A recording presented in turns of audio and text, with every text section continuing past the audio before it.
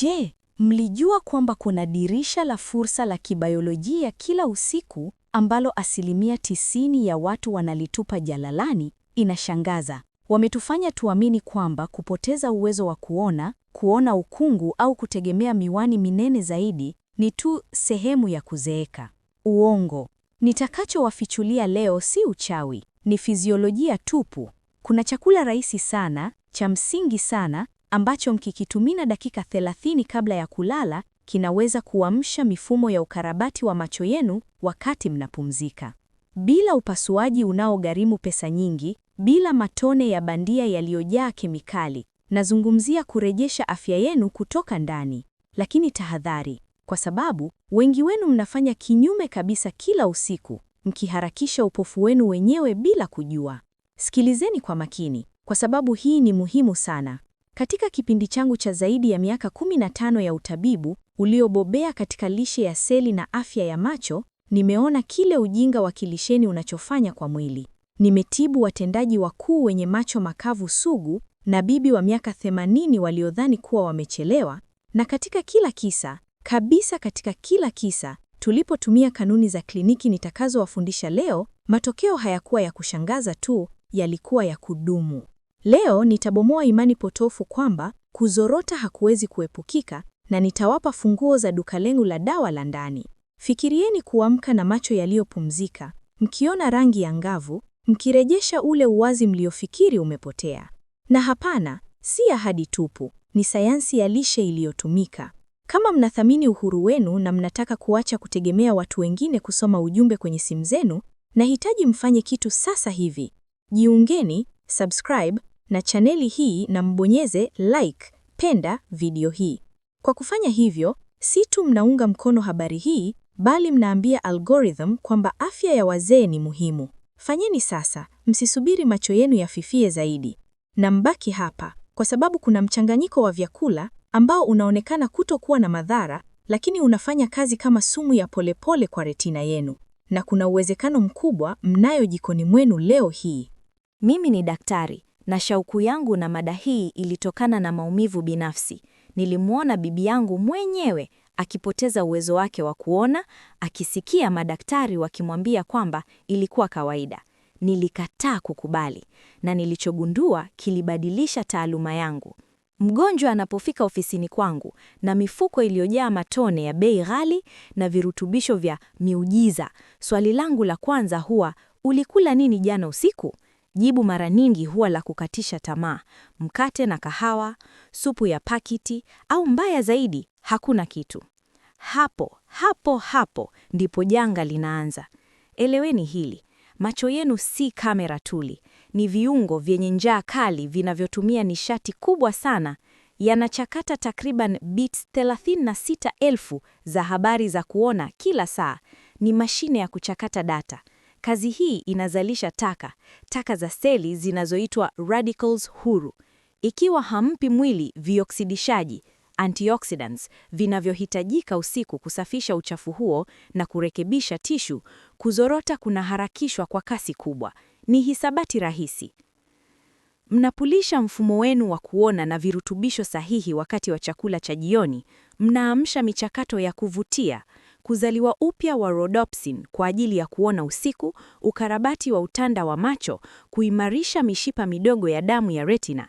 Yote haya hutokea kiotomatic mkiupa malighafi, lakini mkiupa unga uliosafishwa, sukari au kufunga kula kisicho sahihi, mnatuma ujumbe kwa seli zenu unaosema zeekeni na mfe haraka. Tuzungumzie uchumi, kwa sababu hii itawaumiza mfukoni msiponisikiliza. Fikirieni gharama ya upasuaji wa mtoto wa jicho, gharama ya matibabu ya kuzorota kwa macula, matone ya kulainisha ambayo mnapaswa kununua kila mwezi. Ni pesa nyingi. Ninachowapendekezea leo ni dawa ya bei nafuu na yenye ufanisi zaidi iliyopo: chakula chenu cha jioni. Nina visa vilivyoandikwa vya wagonjwa walioepuka upasuaji wa hiari kwa kubadilisha tu mlo wao wa mwisho wa siku kwa miezi 4 hadi 6. Hii ni kweli. Kwa statistika, baada ya miaka 40, tunapoteza takriban seli 6,000 za ganglion za retina kila muongo. Inatisha, sivyo?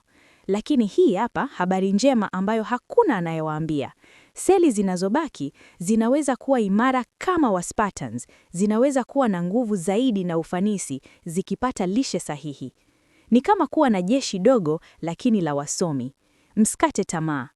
Lenzi ya jicho, lenzi hiyo ya asili inayotuwezesha kulenga, ina moja ya viwango vya juu zaidi ya protini mwilini mote. Msipotumia aminoasidi za ubora usiku, protini hizo zinaharibika, zinakuwa nyeusi na hapo mnapata mtoto wa jicho. Ikiwa chakula chenu cha jioni ni chakula kisichofaa, junk food au sandwich ya haraka, mnaanza usiku na mchanganyiko wa uvimbe. Amkeni. Macho yaliyovimba, kuona ukungu asubuhi, hiyo si uzee, huo ni uvimbe uliosababishwa na maamuzi yenu ya jana usiku. Ni mchakato wa glycation. Sukari inakaramelisa protini za macho yenu kuzifanya ziwe ngumu na za manjano. Mnataka kuwa na macho yaliyokarameliswa kama kitindimlo? Natumai hapana.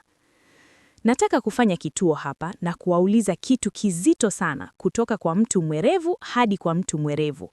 Je, mmegundua kwamba siku nyingine uwezo wenu wa kuona ni mbora bila sababu ya ovyo, au kwamba baada ya kula vizuri mnahisi uwazi zaidi? Sio bahati. Andikeni kwenye maoni. Ulikula nini jana usiku? Kuweni wa kweli. Mkate na kahawa, saladi, hakuna kitu. Nataka kuwasoma kwa sababu hatua ya kwanza ya kupona ni kukibali kosa. Angalieni tamaduni za asili kama Japani au Mediterranean. Wana tukio la kuzorota kwa macula na mtoto wa jicho chini ya 70% kuliko sisi. Genetics? Hapana, ni chakula cha jioni. Chakula chao cha jioni kinajumuisha kiasili virutubisho vinavyo ni dawa ya kuzingia uzee. Tutazungumzia ukweli, wahusika wakuu ambao wanapaswa kuwa kwenye sahani yenu. Kwanza, ni carotenoids maalum kwa ajili ya macula. Makinini hapa, si zote ni sawa. Tunahitaji lutein na zeaxanthin. Macula, eneo hilo dogo la katikati ya retina linalohusika na nyinyi kuweza kusoma herufi ndogo au kutambua sura ya wajukuu zenu, lina mkusanyiko mkubwa zaidi wa misombo hii mwilini mwote. Hufanya kazi kihalisi kama miwani ya jua ya ndani ikichuja mwanga wa bluu unaodhuru kabla haujachoma vipokezi vyenu vya mwanga. Lakini hapa inakuja siri kubwa ya karoti ambayo mama yenu hakuwahi kuwaelezea vizuri. Karoti ni vidonge vilivyokolezwa vya beta carotene ambayo hubadilika kuwa vitamini A, yani retinol. Utafiti wa hivi karibuni ulionyesha kuwa nusu kikombe cha karoti zilizopikwa wakati wa chakula cha jioni kiliongeza usikivu wa seli za fimbo, yani zile za kuona usiku, kwa 35%. 35%. Hiyo ni tofauti kati ya kujikwaa gizani au kutembea salama kwenda chooni usiku. Lakini, na hili ni lakini kubwa, karoti mbichi haifai sana ikiliwa peke yake. Naona watu wakila vipande vya karoti mbichi wakidhani wanayafanyia hisani macho yao. Kosa. Vitamini A huyeyuka kwenye mafuta, yani liposoluble. Hiyo inamaanisha nini kwa Kiswahili fasaha? Kwamba inahitaji mafuta ili ifyonzwe. Mkila karoti peke yake, vitamini inapita kwenye utumbo wenu na kuishia chooni. Upotevu mtupu. Lakini mkiipika kidogo kwa mvuke na kuongeza kijiko kidogo cha mafuta ya maizituni, ufyonzwaji huongezeka mara 600. Mara 600. Mnaona tofauti?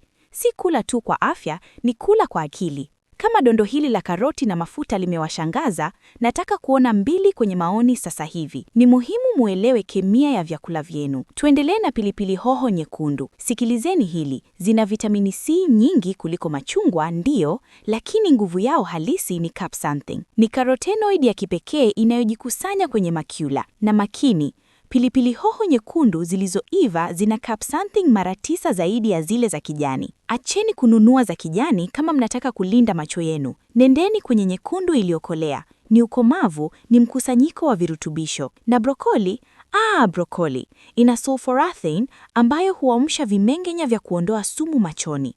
Lakini kupika ndio ufunguo. Mkiichemsha hadi iwe kijivu, mmemau kila kitu. Mkila mbichi ni ngumu kumengenya. Kiwango sahihi ni dakika 4 kamili kwa mvuke, wala zaidi wala pungufu. Hapo mnaachilia lutein na kuifanya ipatikane kibiolojia. Tuzungumzie spinach changa, baby spinach, iliyokaangwa kidogo na vitunguu saumu. Kwa nini vitunguu saumu? Si kwa ajili ya ladha tu, vitunguu saumu vina sulfur sulfides zinazoboresha ufyonzwaji wa carotenoids kutoka kwenye spinach. Nilikuwa na mgonjwa, Rosa, miaka 68, alifika akiwa amehofu kwa sababu hakuweza tena kusoma gazeti bila kioo cha kukuza. Tulianza na mchanganyiko huu wa mboga kwenye chakula chake cha kila jioni. Wiki 6. Katika wiki 6 hakuwa tu anasoma bila msaada, bali daktari wake wa macho alithibitisha uboreshaji katika msongamano wa rangi ya macula. Rosa alikuwa ametumia elfu kwa vidonge na suluhisho lilikuwa kwenye spinach na vitunguu saumu na mafuta. Asili tayari ina formula kamili, sisi ndio tumeisahau kwa ajili ya urahisi. Sasa basi, tumezungumzia mboga, lakini kipande muhimu kinakosekana. Kipande ambacho kimepakwa mata isivyo haki kwa miondeko na ambacho ndio sababu macho yenu ni makavu kama jehanamu. Namaanisha mafuta.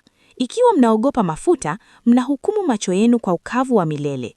Ubongo ni 60% mafuta, lakini macho ni miundo inayotegemea lipids, mafuta. Utanda wa kila seli inayokamata mwanga unahitaji mafuta ili kubaki na kunyumbika.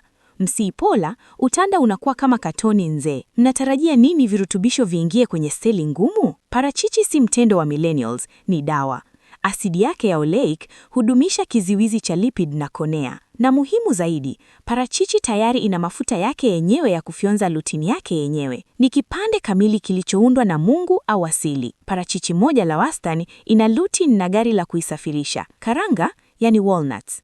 Makini hapa. Karanga 5 tu zina omega 3 nyingi kuliko kipande cha samaki wa salmoni wa wastani, lakini pia zina melatonin ya asili.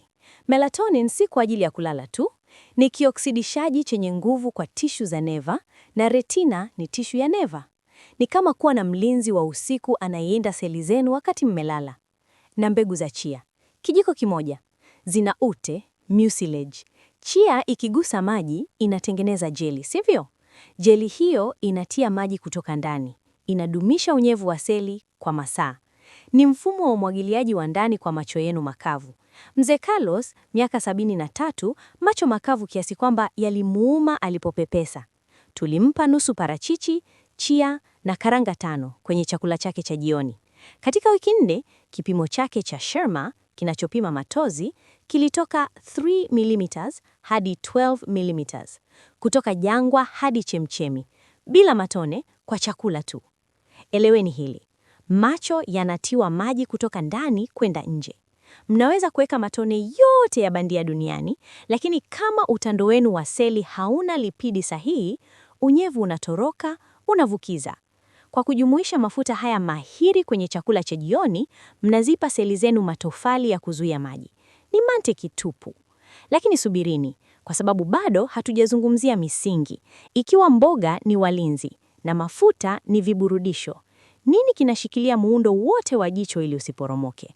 Protini. Na hapa ndipo watu wengi wazee hufanya kosa baya linaloharibu uwezo wao wa kuona.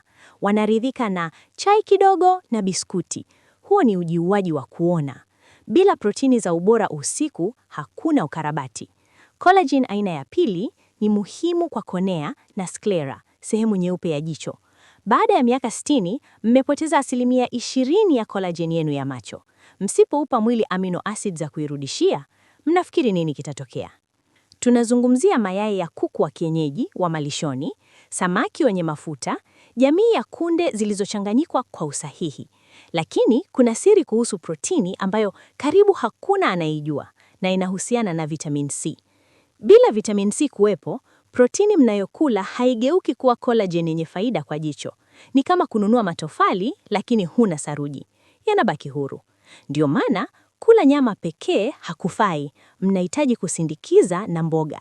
Lakini tahadhari, si suala la kula hivi na basi. Kuna makosa makubwa sana yanayofuta yote mazuri mnayofanya. Nimeona watu wakila kwa afya, lakini wakitenda uhalifu dhidi ya macho yao bila kujua. Juisi za matunda zilizosindikizwa na mabomu ya sukari, hofu ya mafuta mazuri, kula wanga rahisi usiku, au baya zaidi kuliko yote, kuruka chakula cha jioni wakidhania ni afya. Hapana, macho yenu yanahitaji ukarabati wa usiku. Mkiruka chakula cha jioni, mnawaacha wajenzi bila vifaa za ujenzi. Tunafika sehemu muhimu.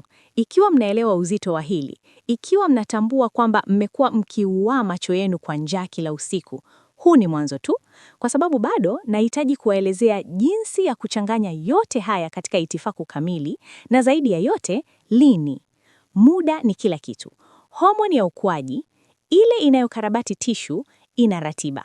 Msipokula sambamba na saa hiyo ya biolojia, mnapoteza 80% ya faida.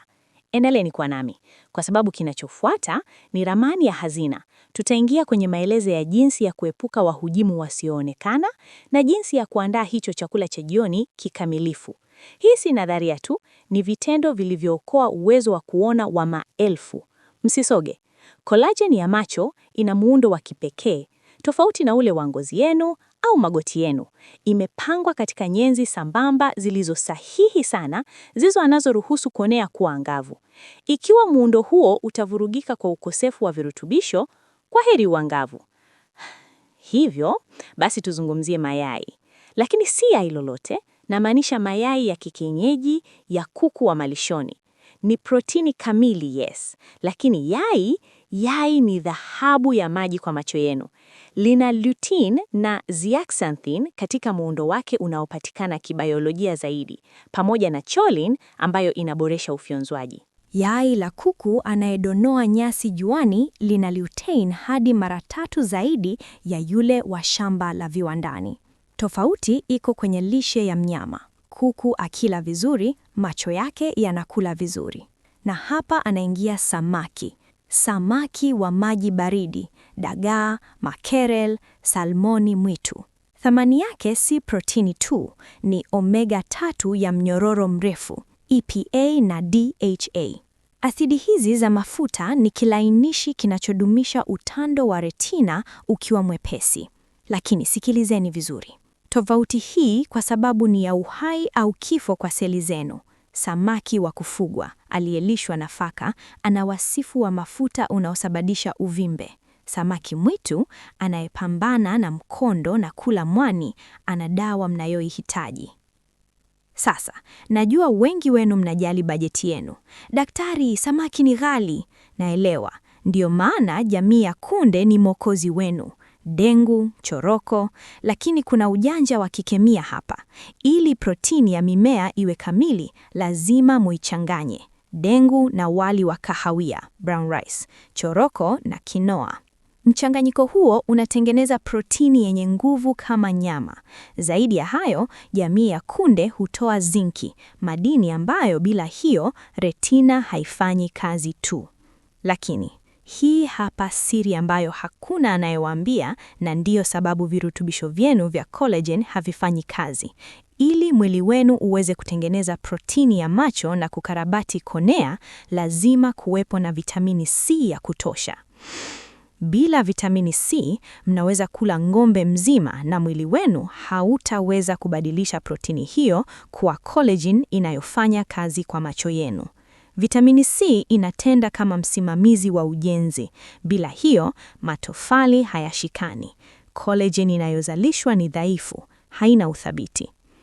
Namkumbuka Carmen, mgonjwa wa miaka 61.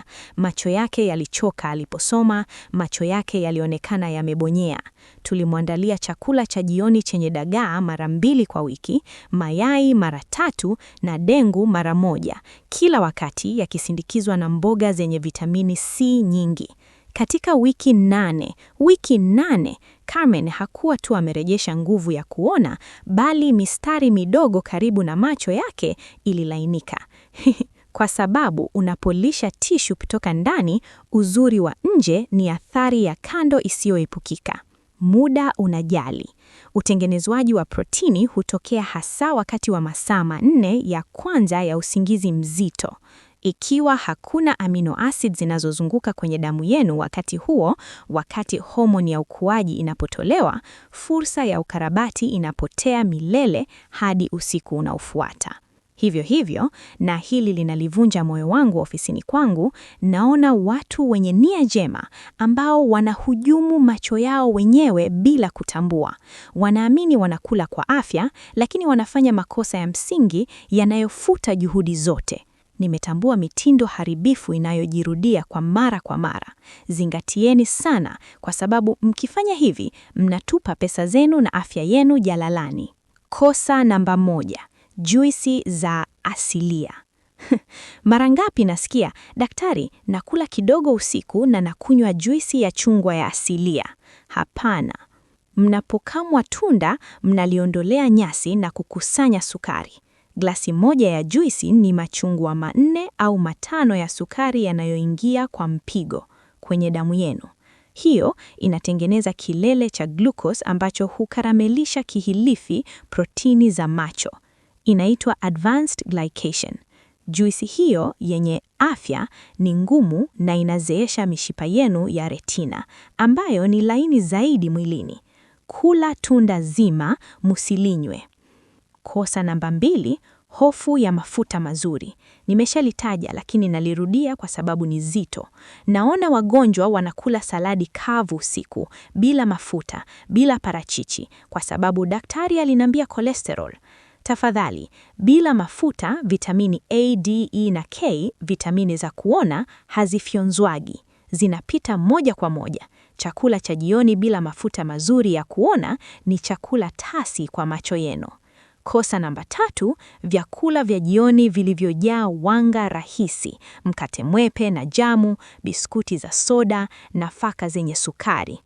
Ni kwamba ni nyepesi, wananiambia. Si nyepesi, inasababisha uvimbe. Hiyo inapandisha glucose kwenye damu wakati metabolism yenu inapozimika kwa ajili ya kulala.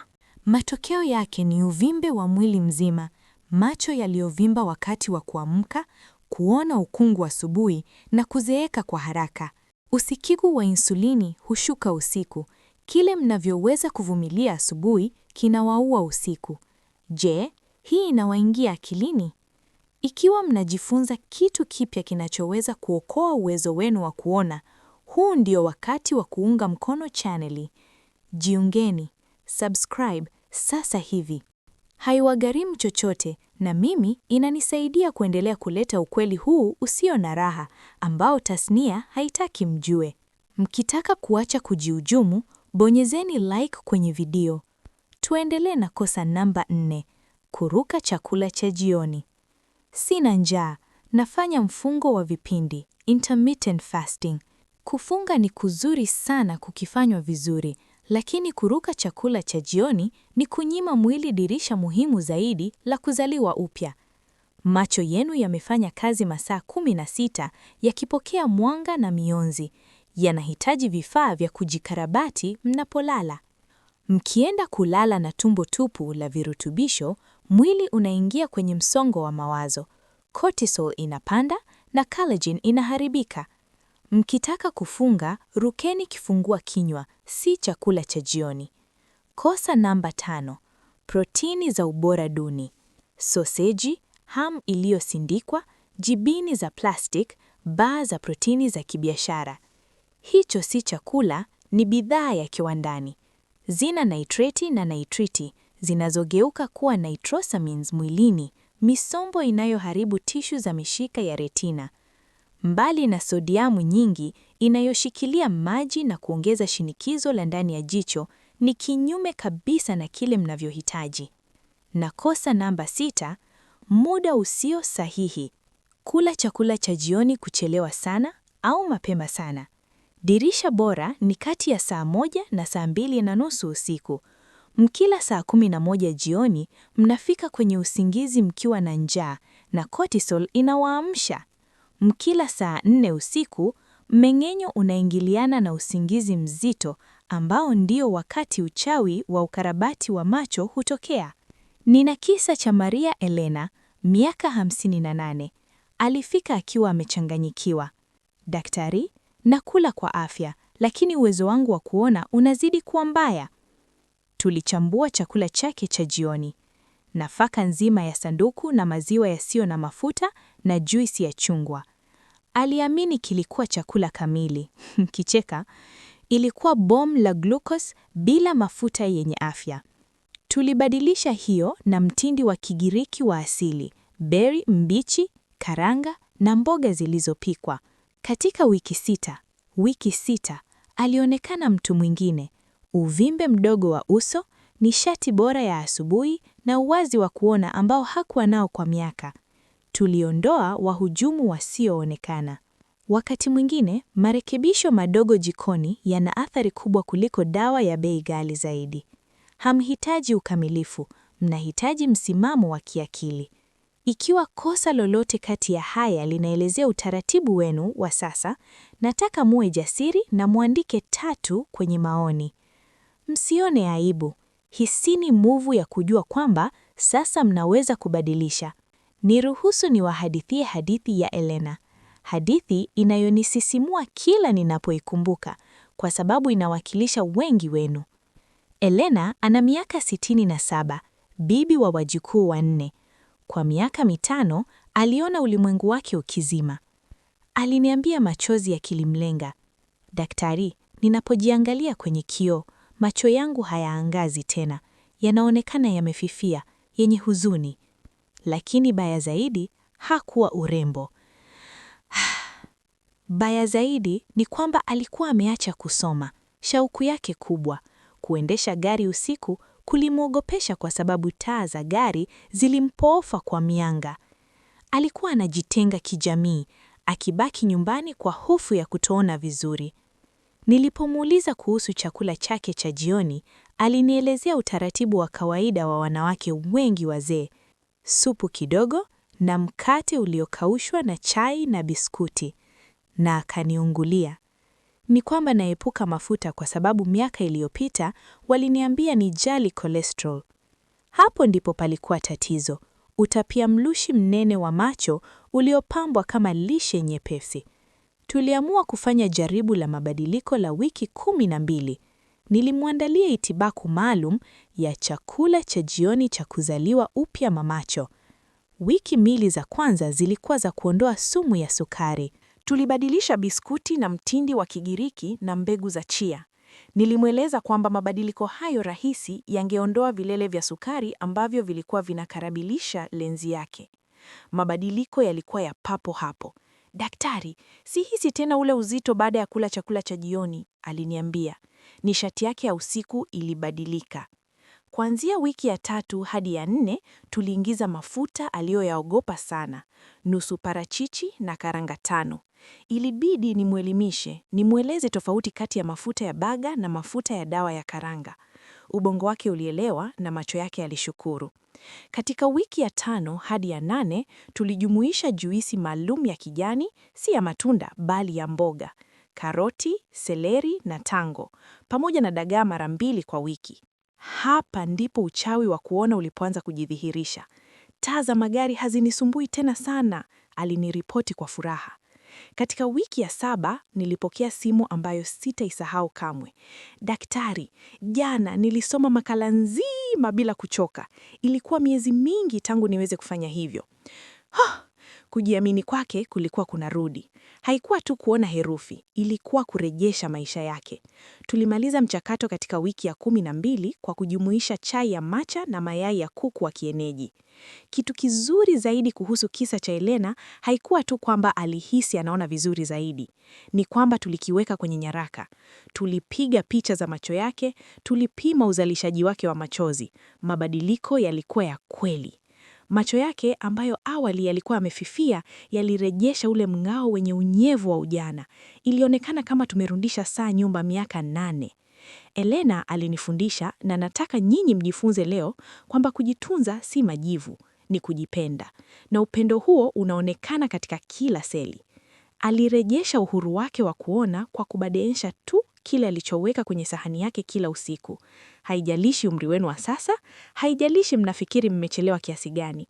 Kila chakula cha jioni ni fursa mpya ya kuchagua kuzaliwa upya badala ya kuzororea. Sasa zingatieni, kwa sababu tumefika wakati muhimu. Mmeshajua nini chakula, mmeshajua makosa gani ya kuepuka, lakini siri ambayo wagonjwa wangu wanaithamini zaidi, ile ambayo kwa kweli inabadilisha chakula cha jioni cha kawaida kuwa mashine ya kuzaliwa upya kwa macho, ni itifaki ya hatua 3. Jiandaeni, kwa sababu hii inabadilisha sheria za mchezo. Siri haiko katika viungo pekee, bali katika mpangilio. Kuna kile ninachokiita dirisha la ukarabati wa seli, kipindi maalum kati ya saa 1 jioni na saa 3 usiku, ambapo mwili wenu uko kwenye kilele chake cha kupokea ili kutengeneza protini na kukarabati jicho.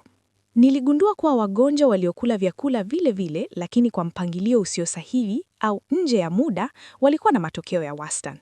Wale waliofuata itifaki, basi matokeo yao yalikuwa haraka mara 3.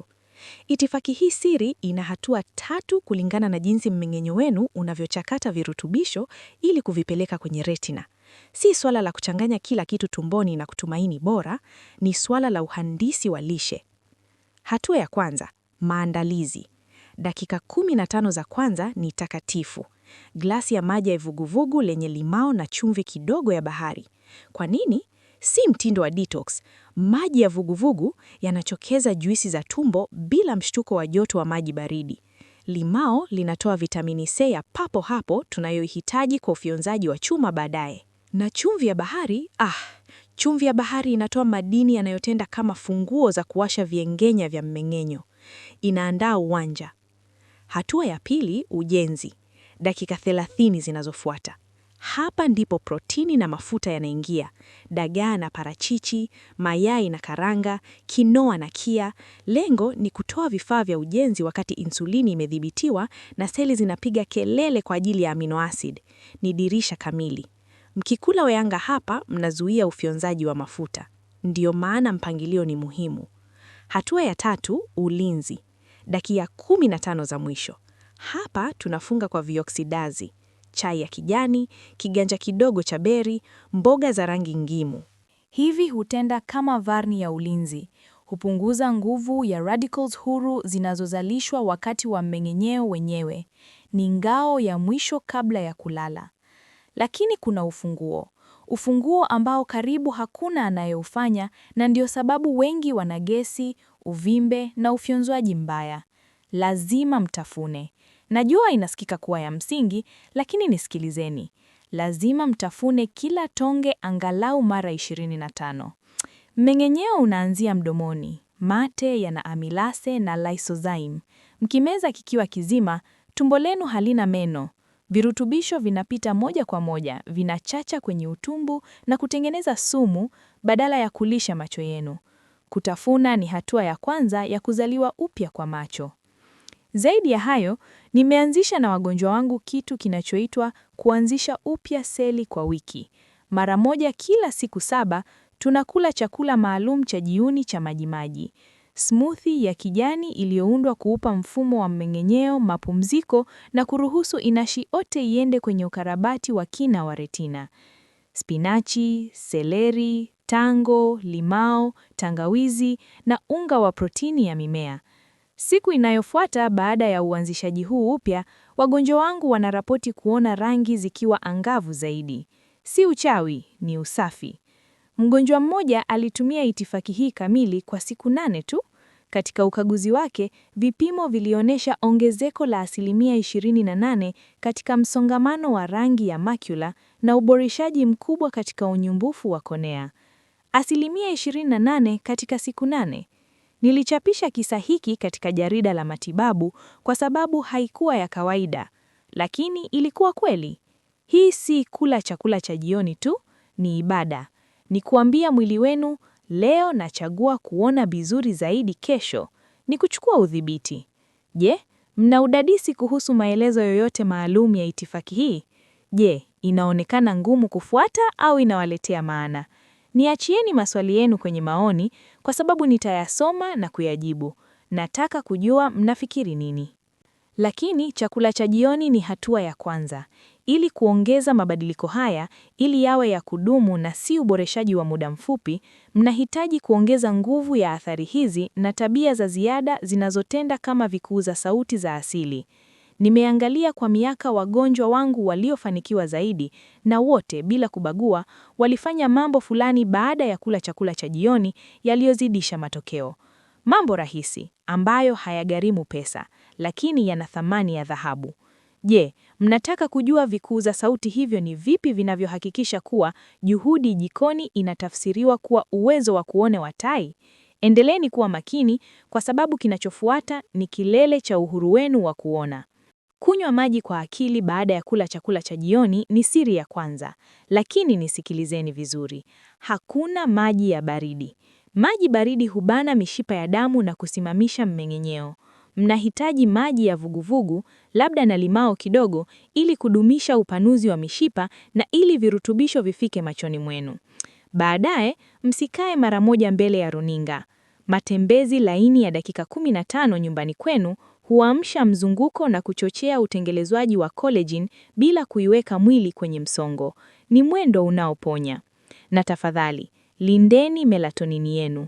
Baada ya saa 2 usiku, mwanga wa bluu wa skrini ni adui yenu. Unazuia homoni ya usingizi na kusababisha msongo wa oksibati moja kwa moja kwenye retina, ukifuta kila kitu kizuri mlichofanya na chakula cha jioni. Tumieni miwani iliyo kwenye kichuji au zimeni tu skrini. Kumbuka kuwa kati ya saa 4 na saa 8 usiku ndipo mwili wenu unatoa homoni ya ukuaji. Msipokuwa mnalala fofi katika masaa hayo, mnapoteza dirisha kubwa zaidi la ukarabati wa macho lililopo. Hii si majaivoni, ni afya kamili. Macho yenu yanapokuwa na nguvu, maisha yenu yanabadilika. Mnarejesha jiamini, uhuru, hamu ya kutoka. Sasa nahitaji kuwaomba kitu muhimu. Ikiwa habari hii imewafumbua macho, kihakika, ikiwa mmejifunza kitu ambacho madaktari wenu hawawaambii, nahitaji mbonyeze like video hii na muishariki na mtu mnayempenda. Like yenu inaambia YouTube kuwa afya ya wazee ni muhimu. Jiungeni na chaneli na muwashe kengele. Na mkitaka kwenda mbali zaidi, jiungeni kama wanachama wa chaneli ili kupata itifaki zangu za kina na mapishi ya kipekee ambayo sishiriki hadharani. Kabla ya kuondoka, nijibuni kitu kwenye maoni. Ni data gani iliyowagusa zaidi? Siri ya kutafuna mara 25? Mchanganyiko wa karoti na mafuta? Au itifaki ya hatua 3? Nasoma na kujibu binafsi kwa sababu chaneli hii ni kiendelezi cha ofisi yangu. Kesho, utakapofika wakati wa chakula cha jioni, kabla ya kula chochote, simameni. Angalieni sahani yenu na mjiulize, je, hili litarejesha uwezo wangu wa kuona au litauzorotesha? Mna nguvu ya kuchagua. Nyinyi si wahanga wa umri wenu. Nyinyi ni wasanifu wa hatima yenu ya kuona. Anzeni leo. Ujana wa kuona si umri, ni chaguo. Jitunzeni sana.